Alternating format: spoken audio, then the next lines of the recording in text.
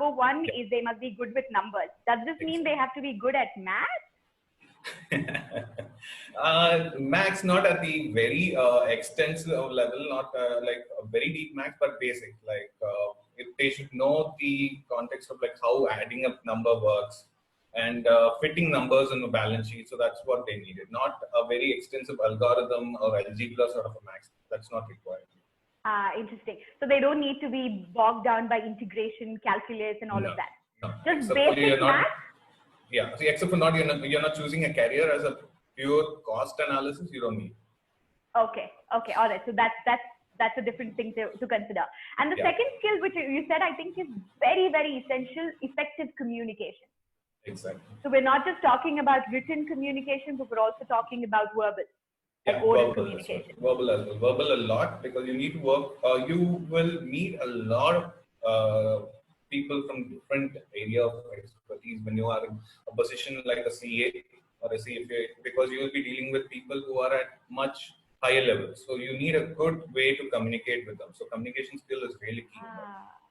That's really good. So most of the people that you will be interacting with as a chartered accountant or a company secretary, and the other careers in commerce, which we're going to discuss about, will be decision makers. Exactly. So we have to be effective. That's actually a fantastic point. All right, great. So why don't you just tell us about what could be possible career options apart from the regular being a chartered accountant and a company secretary? Okay, so you have a number of options when you go for commerce field. You can be like you said, CACS. You have something called cost accountancy. So that is where you focus more on manufacturing sector. You want to learn. You are in a field where you deal with a lot of cost analysis, product pricing. So that is one area where you can look for, apart from these two primary areas. Then you have something called actuary services. So actuary services is a very niche field. So you are looking for a job, or you have a keen interest in an insurance company, or it's basically where insurance company come up with products, right? So that's where actuary services come. This deals with a lot of statistical data. You need to be really good with statistics. So these two are the key areas that you can work on, apart from CA and CS in India. If you want to look for an opportunities abroad, there are a number of other professional courses like ACCA, CFA, which is more interesting, CPA. These are all the courses that will help you, that you can pursue on a whole when you are focusing on an extensive market apart from India, when you come from a commerce background. Okay. What about investment banking? That seems to be a hot career, right? What kind of background does one need for this? So the moment you say investment banking, you have a picture of a Wall Street guy. Yeah. So CFA works for that. So CFA for most primarily focus on financial analysis, where you deal with a lot of numbers, data analysis. You manage a lot of portfolios there. So it's basically when you are looking for a career as an investment banker, you want to excel at that. Either an MBA in investment banking or a CFA would do. Okay, all right. So I come from a pure science and engineering background, all right? So at grade 10, people are making decisions. Do I take up science? Do I take up commerce? Do I take up humanities, right? So humanities are for mostly people-related skills. Science is for either you want to become an engineer or a doctor. So commerce is like this middle ground, you neither fit there nor do you fit here. So you're like, hey, let me take up commerce, right? So can you throw us some light on what kind of reflections or introspections do students need to do to choose commerce because they want to, not because they eliminated science and art? Okay. Personally, let me share my experience. I was not good in science, but coming from a business background, I've been always used to trade, used to how business is done. That is like commerce's intricacies. So I felt that, okay, let me not look into commerce. I mean science as a whole, because science involves a lot of vast, so like you need good reading skills, understanding, you need skills with mugging up, and when it comes to giving answers and all. So you need a sort of a pure interest when it goes to science. But coming from a commerce background, I understood that, okay, fine, since I've been looking at the trade since I was young, let's try this field. So one key aspect that someone should look into when you go for commerce is one, like I said, numbers. Second thing, if you have a good business sense or you want to develop a good business sense, commerce will help you a lot. Okay, okay. Do I need to be in love with the idea of cash flow and just money and the way it, multiplies itself, or, is that an added, is that what we talk about passion when you take up commerce? Exactly. So if you like crunching numbers, you like dealing with a lot of money related aspects, like you want to deal with every part of the commercial aspect, like say finance is the very key vein of business, any business. If you that interests you a lot, then commerce is a field for it. Okay, all right. I think we have somebody who says they can't hear you. Archana, could you just kind of step in and see what the challenge is and if we can fix it? In the meantime, I'm just checking with everybody else if Sheen and I are audible to you. Kindly give us a thumbs up so we know you can hear us. All right, fantastic. Thank you, thank you. So let's take this forward. All right, so Sheen, coming to my next few technical questions, right? So one of the reasons we want you here is because you are not just an accountant, but you're also an accountant turned into an entrepreneur. Which is like such a deadly combination, and I think it's also a very winning combination. Okay, so may you make lots of money and help companies like us also make lots of money in the future.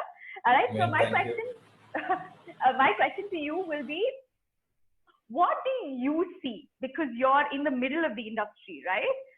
You're not just solving people's problems, but you're also kind of creating a need for others to reach out to you. So what do you see are trends in the field of commerce that you think will be like the next game changer? So everyone should be aware of artificial intelligence taking over every part and parcel of every functions in an industry, right? So when it comes to commerce, people might ask like how artificial intelligence or anything relating to system that is automated is going to eliminate an accountant from a company. So I would say let's look at the positive angle of it. If your analytical skills are really good, if there is something that makes an organization or a client realize that it can't be replaceable. So no matter what system and automation comes in, you can't be replaced. You can't be replaced by a software or computer-based program.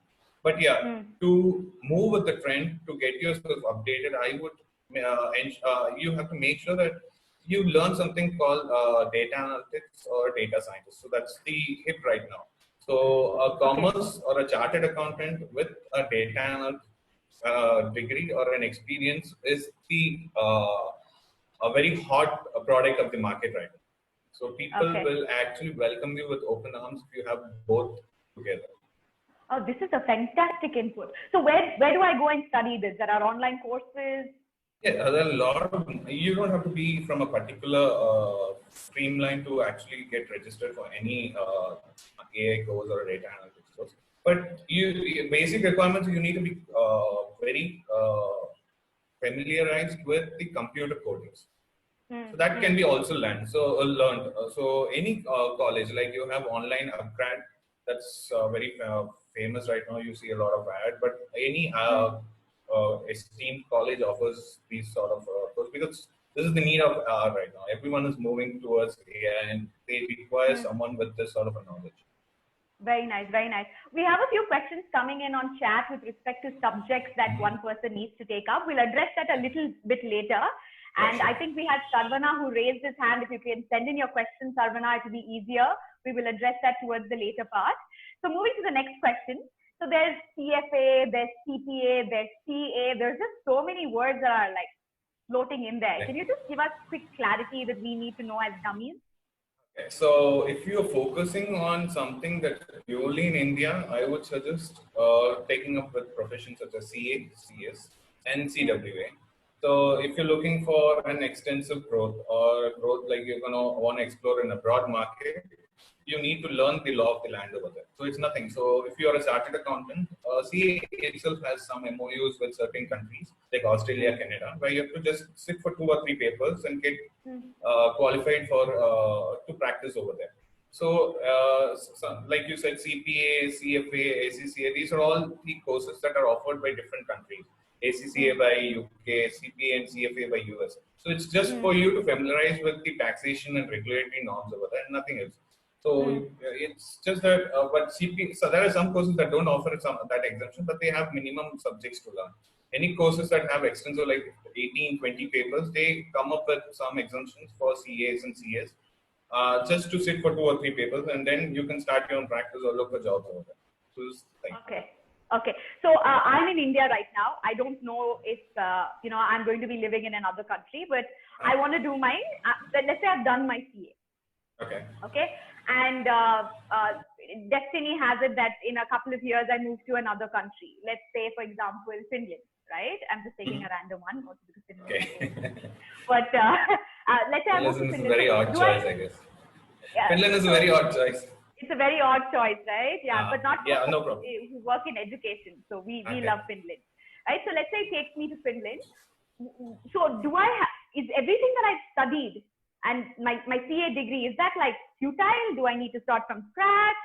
Is there a one course that I can do where no matter which country I go to, I'm like sorted?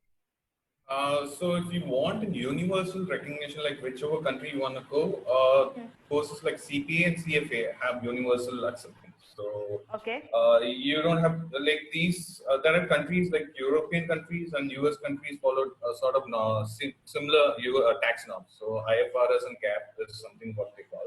So CPA exposes you to these sort of a tax norms. So if you are familiar with it, then you don't have to learn anything extra when you go to these countries. So this will suffice. Yeah, but as a CA, you don't have to say you're a CA, you want to work in Finland, say hypothetically. You have to just learn the laws over there, which doesn't require much of an effort because tax is similar. The basic logic behind is similar. Only the provisions might change. If you're familiar with that, anyway, as a CA or any professional, you keep learning that every year. Okay. It's not that once you learn, you don't keep yourself updated. Every year the norms change and every year the provisions change. So since you keep learning every year, that's not new for a profession. Yeah. So if I were to draw up an analogy, so let's say I'm a programmer, right? So I'm an accountant, right? So as a programmer, I have learned only Java. Okay. But if I have to work on a new platform, it's not that I'm no longer a programmer. I just need to learn a new language. Exactly. So similarly, doing CA is like understanding basic accounting, and depending on where I need to apply, I just kind of migrate. Okay, so just like me, there are some people who have questions like Sheen, what is CPA? What is CFA? Please enlighten us. Okay, CPA is nothing but CA similar. It's something that CA in India, you have CPA in US. So CPA. Certified Public Accounting. That's what they call it. So it's the same. The whatever the tax structure you have, because CA focuses on Indian tax structure, and CPA purely focuses on US tax structure, IFRS and CAP. So it's something similar to CA in India. So every country has their own regulatory body. So CPA is one such body. When you go for US, CFA on a whole, it's a different. Entirely a different thing where you are someone who's very much keen in investment banking, or you want to purely work with stock market, you want to analyze this different portfolios and all. CFA is your thing. So it helps you. It makes you familiar with those sort of analogies and familiarizes you with how the financial analysis works. So that's CPA for you, Certified Financial Accountant. Okay, so let's say I'm at the crossroads, and let's say I've done BCom, which is like the most common degree that you do after 12th, right? I've done BCom, I'm on the crossroads, I'm like, do I do CPA, CFA? What kind of questions should I ask myself and get answers to make this decision? Okay, so first would be, you need to ask yourself, are you good with numbers? Say, because any of these courses are going to throw you a lot of accounting principles, a lot of number related, and you need to read the balance sheets, cash flow statements. If that interests you a lot, then second question is, where do you want to do it? Want to do it in India purely? You don't want to look for a future in abroad. Then I would say CA, CS, or CWA would work. If not, if you want to try market outside India, then CPA is more than enough. So that has a universal recognition in American countries. And if you want to go for European countries, there's something called ACCA, which is deals with European countries norms. So this is how you're supposed to decide on it. Okay, but both CPA and CFA are outside of India. Am I right? Yeah. Okay, so if There's a control by the regulatory bodies outside India, not by the Indian. Okay. What's the CFA equivalent in India? You don't have an equivalent course that primarily focuses on financial analysis, but there is something called in MBA. You have MBA in financial analysis, so that's equivalent to CFA. Yes. So any colleges providing you an MBA in financial analysis, so CFA is comparatively equivalent to that. Okay. So how do I know if I want to get into financial analysis or if I want to work in accounting? Because they seem to be very different, right? Yeah, very different. So basically like you should expose yourself with these sort of subjects. So it's basically, you won't know until you get used to it. You see the curriculum of it.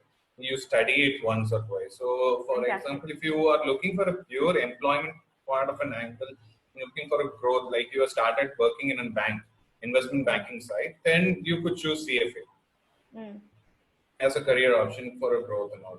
But you're looking for like a practice in India, you are looking for a highly reputed or recognized profession that's out there in the market, as which covers everything.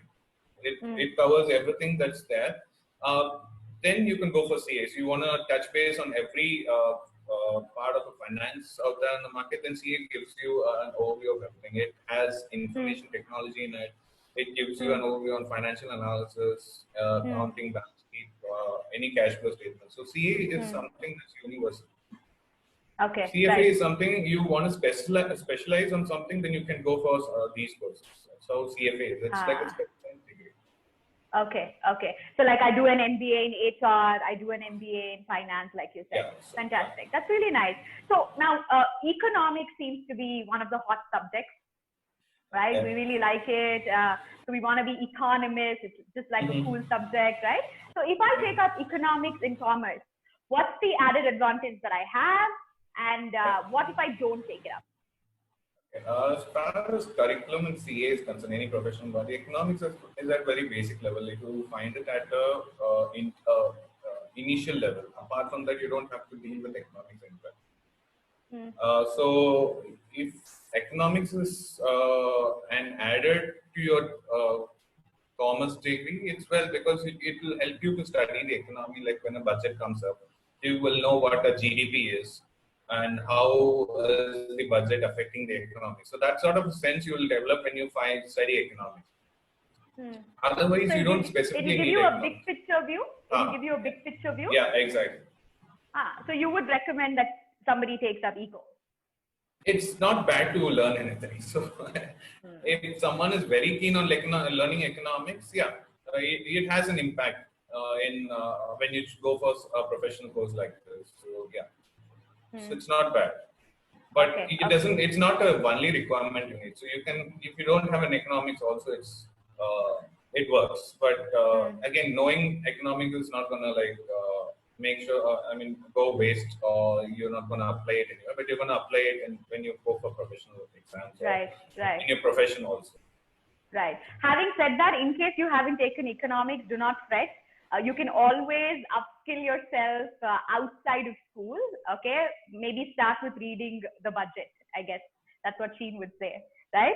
Okay, great. So some of our kids, right? Like I was talking to you, Sheen, that there are 3 streams: science, commerce, and art.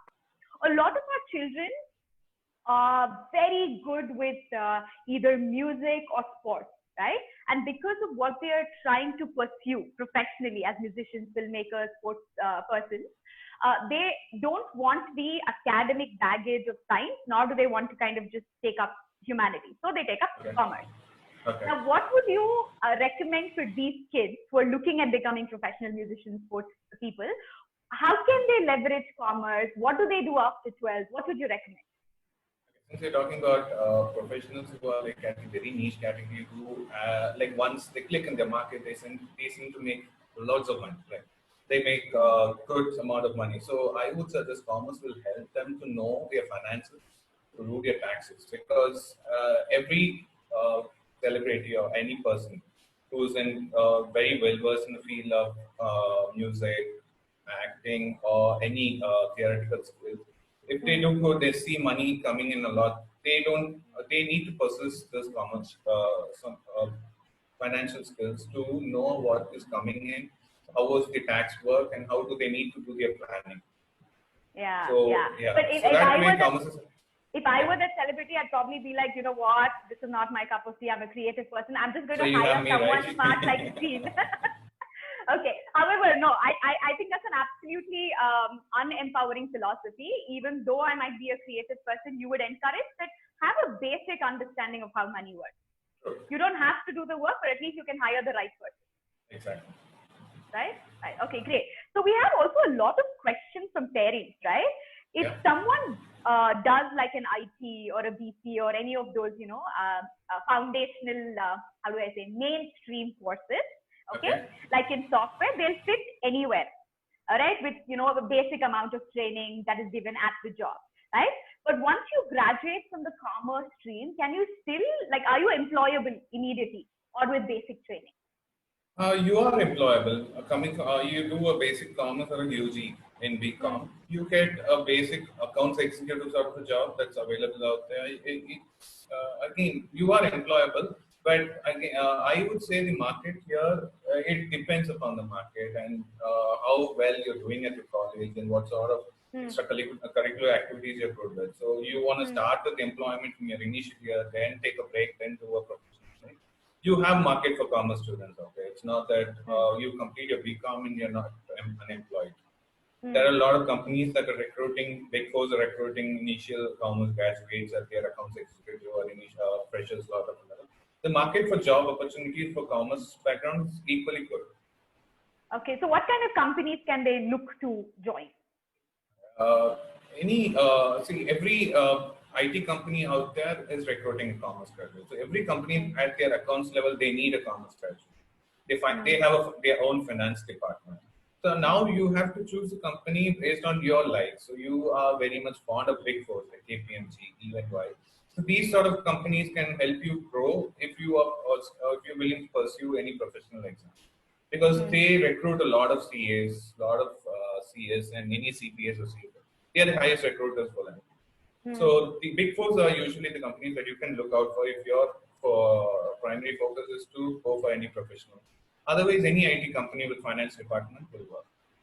Okay, okay. This is a very, very good insight because over the years, we've seen some of our students very well sorted, well-rounded personality. You know, they're part of this college fest, and basically they're not just the Padaku types, right?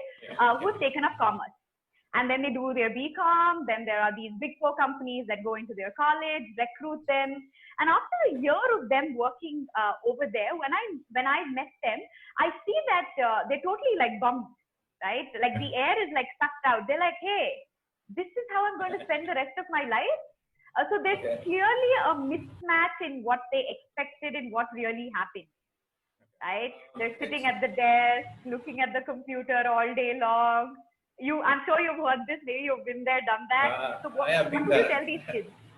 Okay, so yeah, it comes as a package for you. So you are gonna see a desk job, 9 to 6 desk job in front of a system. You're gonna spend a lot of time with that when you are recruited by these kind of companies. Any job involves that, right? Even if it's an IT or you go to that, you're a hacker, you go for any sort of an IT company job, you have that sort of a monotonous thing that goes on like a 9 to 6. But again, it depends on your priorities. You don't want to do something like that, then I would suggest start your own thing.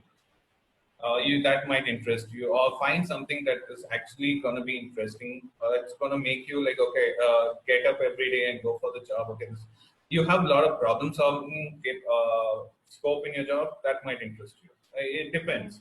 So not all jobs out there are going to be very interesting, but it's up to you to make that take that extra effort to know, okay, what is going to interest you. At the end of the day, it's your priorities that's going to work. You have an option of quitting the job and taking up a profession that's gonna like give you a growth in your level. Like say you are an accounts executive, you find that the manager work is really impressive. He's the one who's giving orders to you.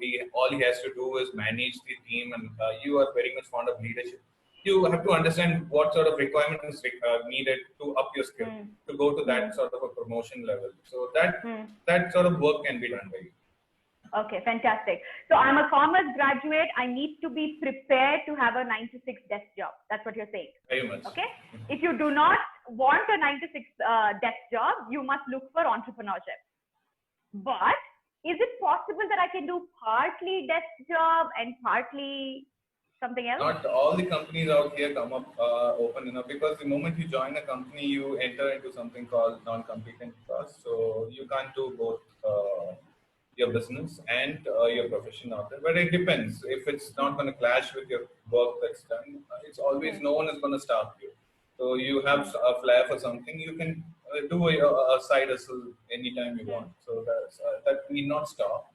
But again, legally speaking, that's not possible. But if you have a flair for it, go for it. So if obviously you need to take that extra effort. That risk is always there when you come for an entrepreneur. You're going to go for be a businessman. The risk is always there. Okay, right. So I can take up commerce as a stream with math and without math, right? What's the advantage of taking math, or what could be newer options that could open up? And of course, disadvantage of taking math, I don't know actually. I think except the excitement that I don't have to study math. So what would you say? I suppose, when I studied, we had something called business maths. That was a simplified version of the maths that came with computer science or biomaths. So business maths didn't require much of an effort that you needed to do. It's just everything at a skim level, so the basic level. But yeah, you need number knowledge when you opted for commerce. Again, your preferences are you want to go more on a tech side, you want to be a data analyst or a data scientist. So you want to be a coder, as well as you need to understand finance, then you go for computer science. So that will give you a basic understanding of what a Python, what is the other level of programs out there. So, yeah. Okay, all right. What if I've taken statistics? How does that help me? Statistics helps you, and you have something like actuarial science, right? That is pure works on statistics. So all these insurance companies, investment risk analyzing companies, they hire actually people who have a degree in actuarial science. So all these policies that comes out, like LIC policies, they have their NPAs, they have their premium policy rates and all. These are all determined by someone who's very well versed with actuarial science or statistics.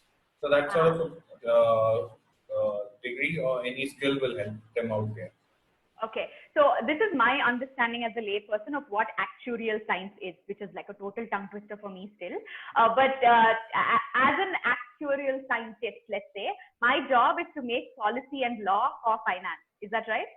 Not exactly. Develop products and policies. So policies, basically, when it comes to insurance, policy is a product. So you develop these policies that requires you to understand the entire statistical data. So it's a lot of risk assessment. It involves financial evaluation of the products in the market, comparison. On all these things require you to have a good application of math as well as statistics. So pretty much every company, like let's say a phone company, like a OnePlus, has their own policy. Yeah, not that exactly policy. Like let me put it like a health insurance company has number of products like life saving scheme policy, accident policy. So they come up with something called annual premium. So to determine that premium, you need this sort of a niche degree. So not all can do that. One who's very well versed in maths and statistics can come up with the pricing for that, or what is the premium payout would be. So they determine that well in advance, right? So that's the requirement here. Okay. Because we're in Bangalore and a lot of our participants are also from Bangalore. It's like the startup hub, right? So valuation is like a big word that is thrown around. What is the role of a commerce student in the whole valuation process of companies? So valuing a company, it needs you to know the tax laws. Second thing, it needs you to know how to read a balance sheet, profit loss, or cash flow.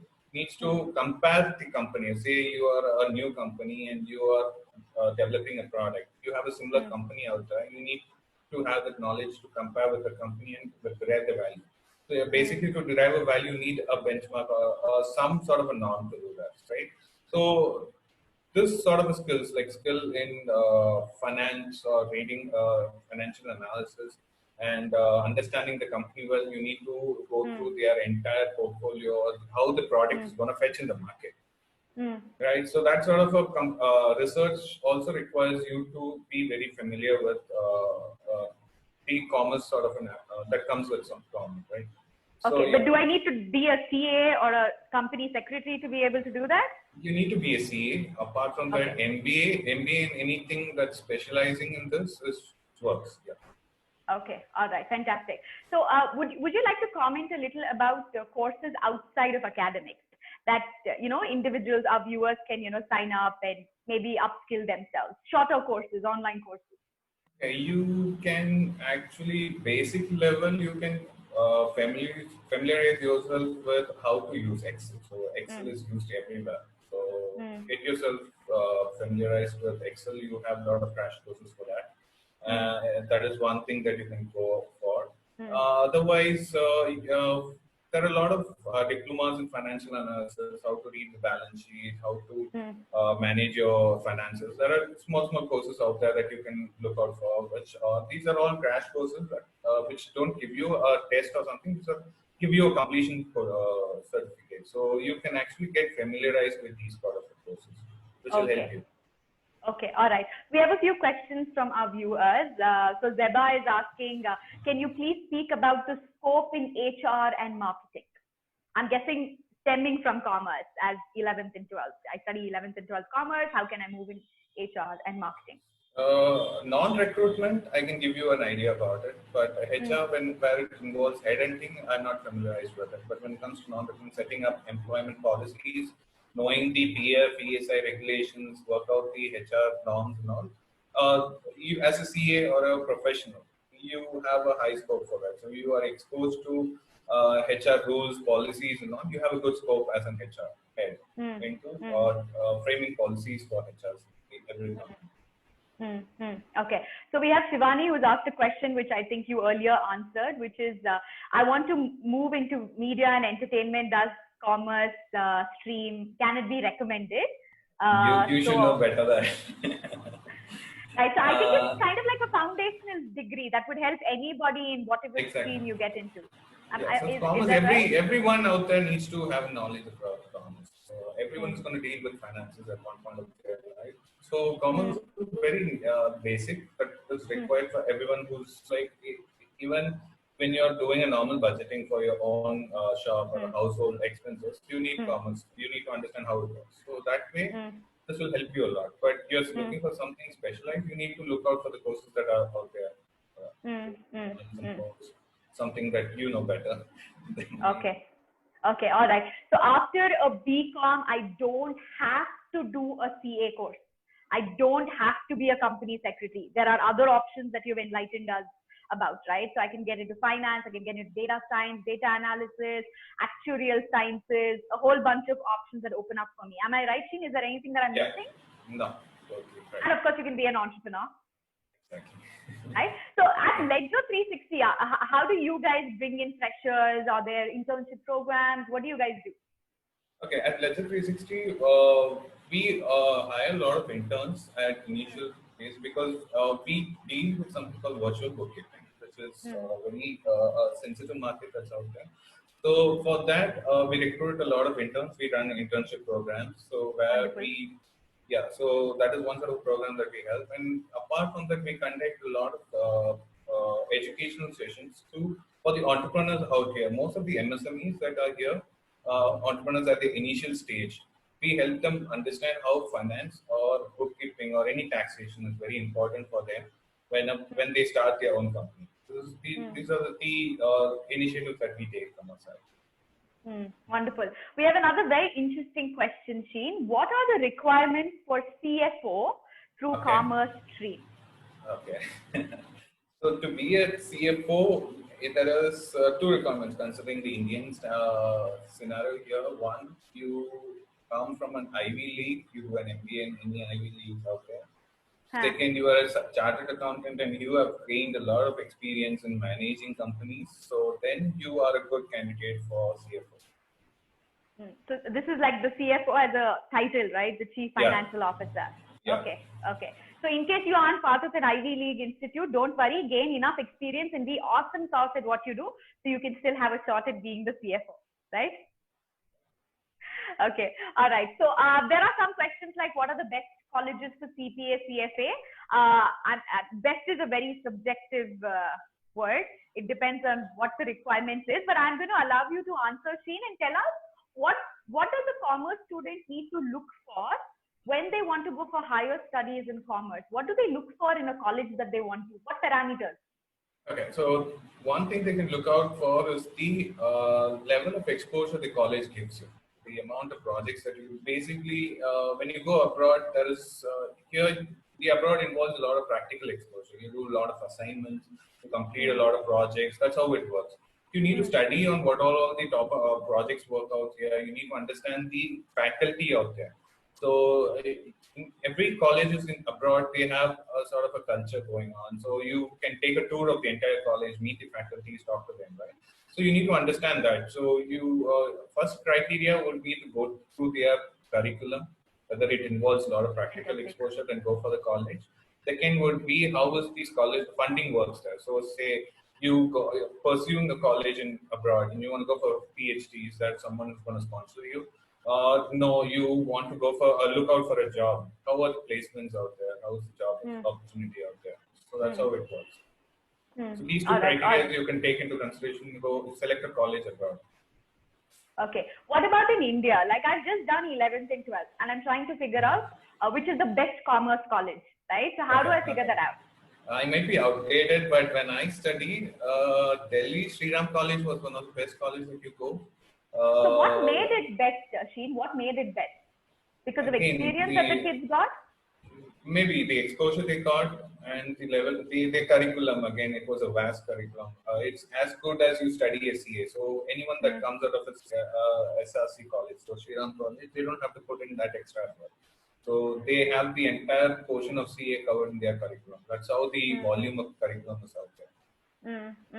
Otherwise, I am not sure because when it comes to commerce, you don't have a lot of famous colleges out here because it's personally like how much effort you put into it. Right, right. So is a BCom necessary for doing a CA? No, you don't want to do a BCom. You can do something called CPT. I'm not wrong. So you CPT. Okay. Can I do BSc? Can I do BSc and become a for CA there is no compulsory that you should be from a commerce background. Any degree, any degree or any specialization jobs. It's fine. Okay, that's great. Yeah. So basic +2 plus if you want to go directly into CA without doing any graduation, you can clear their first prelims round. Then you can go for the intern. You don't need a degree also. Okay, wonderful. So another quintessential question that a lot of students are struggling with is, do I finish my basic UG, like BCom, BBA, or whatever it is that I'm doing, and then go for a professional course and become a CA, or do I do this parallelly? How does someone make that decision? I know it's a very individualistic decision. Again, this is on their own priority. See if they can handle both. And if they want to pick up their age, they want to like, okay, by the time I finish my graduation, I need that professional degree so that I'll get that extra advantage over anyone. They can always do it simultaneously. So it depends. If college is not taking much of your time, you can manage both. I would just go for it. No, you want to experience the college life out there fully, and you don't want to be bogged down by other like books very much. You want to do socials, culturals, and all. You get hang of all the college life at maximum 2 or 3 years. Then anyway, you can start your profession anytime you want in your life, right? Okay, all right. So we have another few interesting questions. What are the various options in management? What should one do for a startup along with MBA? Okay. Okay. This is by Pritish, so you can feel free to answer that. This is pretty much where, I don't know, you want to be. So let me put it way, you're looking to for a startup to start a business in future, and he wants to know what are all the requirements for that, right? Mm. So that's one thing. So it's first you would know when you're going to start a startup, you know on what is the product that you're going to build or what are the service that you're going to give on. So you have to assess the market then and understand, like say for an example, you are a chartered accountant and you're going into another market of valuation and investment manager. Only a CA wouldn't do. You need to do something that will give you an extra advantage over others, like will help you understand the formulas that you put in to assess the portfolio and all. So you do something called CFA or MBA in investment management. So anything based on the product that you're going to provide or the market that you're catered to. So if you are practically experienced that and you think that no one can beat you on that, you don't need any degree. All you need is experience and ways to tackle it, whatever problem that throws up. Because being an entrepreneur it's going to be very difficult because you're going to face a lot of practical problems out there. So if you basically need experience. So either you experience it in first hand by going through it, or no, talk to your mentor, have a mentor, or look for a mentor who can actually guide you through it. If you are not ready to, like, you don't have time to go through everything and learn it by yourself. There are a lot of mentors out there. Any company, CFO, you're looking up for someone, go talk to them, understand them, put forth your scenario. That's how startups come up with. Fantastic, fantastic. And as an entrepreneur, I'm sure you would say, Sheen, that there is absolutely no course in the world that will prepare you to excel as an entrepreneur. No, only not at personal experience. No. Only experience. Yeah. So Pritish, you can actually explore yourstory.com. I've just put that on chat. They have lots of resources in case you're looking at starting up something by yourself. We have some more questions, Sheen. This is from Anjana. Anjana and Uma, I think.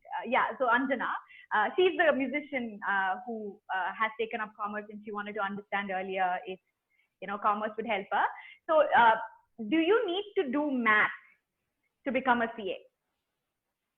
So maths as a whole, separate syllabus comes only in a foundation level. Otherwise, there is no separate syllabus as such. Okay. So what do you mean foundation level till grade 10?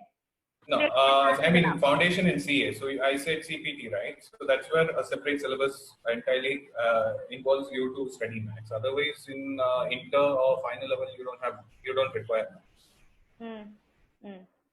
Okay. Maths is not the requirement. Yeah, to submit maths is not a requirement. Okay. So I have another interesting question from a parent. The dark side and bright side of accounting in the future. So the dark side is technology, is it? No, see, everything has a dark side. Right? Any profession out there, any course or anything has a dark side. So there is always a dark side to it. Let's focus on the brighter side. You are from a commerce background. You have a wide range of opportunities that a science student, maybe, I don't know, I'm not going to offend anyone out there. You can try anything you want when you come as a commerce. So you have a basic knowledge as to how the business is done. Right? How to handle finances. That is more than enough. So the bright side is you can get into anything. There's a wide array of opportunities that are working. Like I said, a commerce graduate with one single CA degree and data analysis is really in demand. So wonderful. You have to slightly take that extra effort of know the technology, because technology is going to be in the future right now, and everyone needs to update themselves. So if you know the nuances of how technology works, that's more than enough. Okay, fantastic. So do you mentor people? I know you're a very, very busy individual, but at a cost, do you mentor upcoming CAs, entrepreneurs, etc.? No, right now my mentoring happens only to my business. Okay. As a whole, so my startup is the entire focus out here. So my energy and everything goes out there. I haven't mentored anyone and stuff. Okay. Like I said, maybe I am at the point where I'm getting a lot of experience. Maybe once that is done, I can actually talk about what you need and what is required. I'm not equipped to do that right now.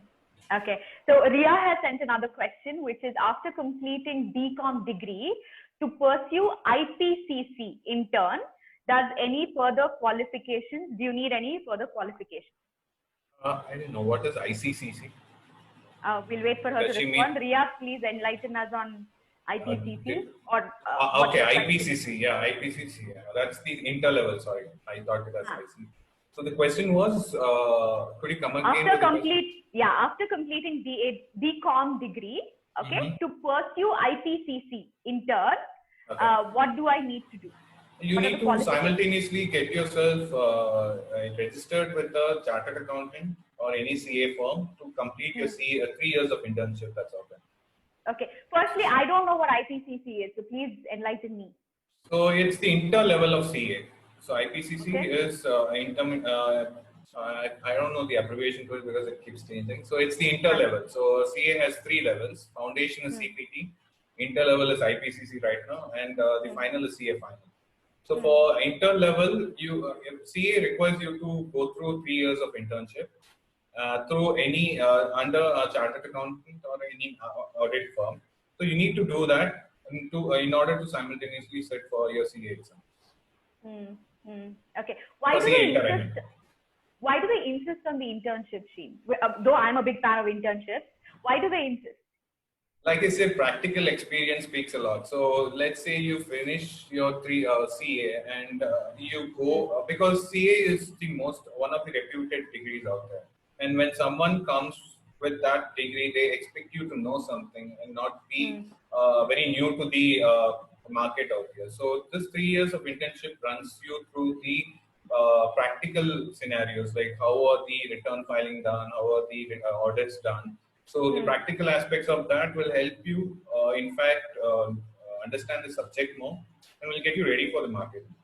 So it's like the 3 years of experience that you're going through. Okay. Wonderful. Great. So most of our participants have sent in their questions. We'll take a couple more questions if anybody has anything. And how do they reach out to you, Sheen? On social media, you are on LinkedIn, Instagram? I'm LinkedIn. I'm always available on LinkedIn. So maybe I will share you my LinkedIn profile. You can I'm sharing your name with everybody so they can feel free to reach out to you. Probably even, avail your services now in the future through Ledger 360, right? So that's another thing. We do have Uma Krishna. Thank you, Uma, for answering so many questions for our participants.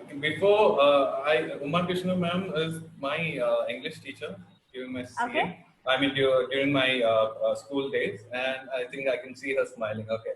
So the thing is, she took up CA at her age of 50, if I'm not wrong, I guess. So so she completed at the age of 50, and she's entirely from a literature background.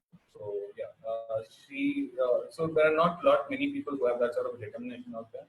So huge shout out to her. She's very good at what she does, and not coming from a commerce background, she started from scratch. All the 3 levels along the 3 years of internship. She is a chartered accountant right now at this age, which is a huge thing. Right. I think this is a great story share. In fact, it's social proof of all the questions that followed before this, because you can be a CA with whatever background you come from and whatever be your age. Thank you, Uma ma'am, for inspiring us with walking the talk that, there's nothing that can come in the way of what you want to do. Fantastic. All right, Sheen, so just quickly summarizing. So what you're saying is if I have to take up commerce, I must love numbers. I must love the concept of money and cash flow. And I have to be prepared for a 9-to-6 desk job. Right? Okay. And of course, I have to be willing to work hard, update myself with whatever subjects like data science, data analytics, economics, whatever is going to add more power to my armor. So that's where we stand. The learning process should be never ending. So that's what I think. So I think you would agree to that also. Any profession, any degree out there, you have to keep yourself updated. unless you think, okay, this is my point that I drop my pen and I return. Until then, you keep learning. That's the basic funda behind it. Right, right.